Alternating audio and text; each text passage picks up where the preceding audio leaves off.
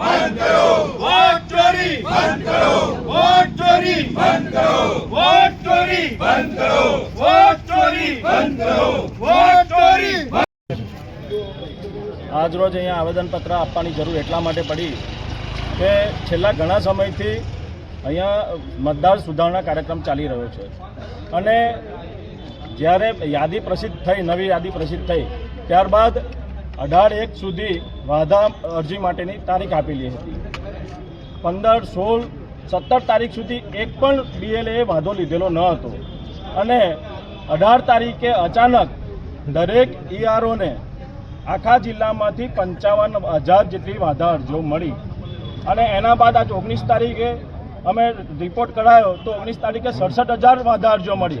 आ शंका उपजावे एवं स्थान है कि आटली बधी वाधा अरजीओ જ્યારે મળે અને એ BLOને નથી સુપ્રત કરી। एक्चुअल तो वाधा अरजीओ BLOને સુપ્રત કરવાની હોય છે, એની જગ્યાએ EROને સુપ્રત થઈ અને એક જ દિવસમાં આટલી બધી વાधा અરજીઓ લીધી।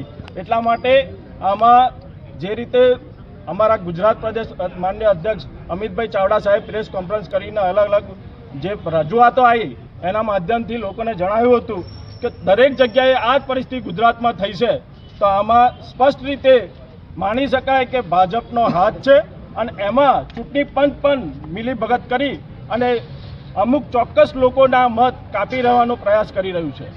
આજે કોના દ્વારા શું કાર્યક્રમ રાખવામાં આવ્યો?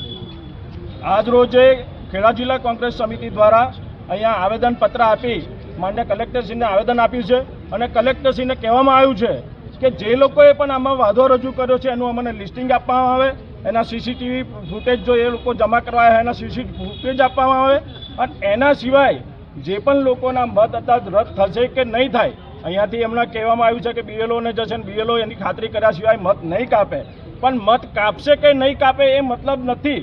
મત નહીં કપાય પણ BLA જેને આ વાધા અરજીઓ રજૂ કરી છે આ વાધા અરજીઓ ચોક્કસ પુરાવાના આધારે રજૂ કરી શકાય છે અને એ લોકોએ ખોટી વાધા અરજીઓ રજૂ કરી હોય તો એમને સામે ચોક્કસ કાયદેસરની કાર્યવાહી કરવી પડશે। માંગ નહીં સંતોષાય તો શું કાર્યક્રમ કરવાનો? માંગ નહીં સંતોષાય તો અમે લોકો કાયદેસર અહીંયા આગળ ધરણા પ્રદર્શન કરીશું, આક્રમક આંદોલન કરીશું અને અમે પણ કોર્ટના દ્વાર ખખડાવીશું।